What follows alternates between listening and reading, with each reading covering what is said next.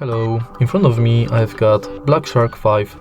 In this video I'll show you how to add different types of cards to Google Wallet.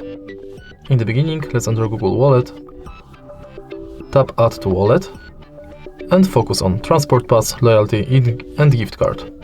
Firstly, let's enter Transport Pass, and if you are able to find your Transport Pass, select it.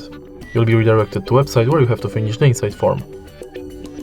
Next, we can select Loyalty, and simply select loyalty card you would like to add, for example Payback Poland. Scan your card or enter details manually.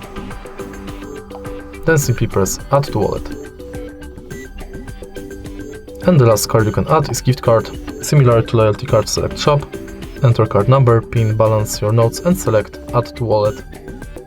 All of your cards will appear right here. If you find this video helpful, please leave a like, comment and subscribe.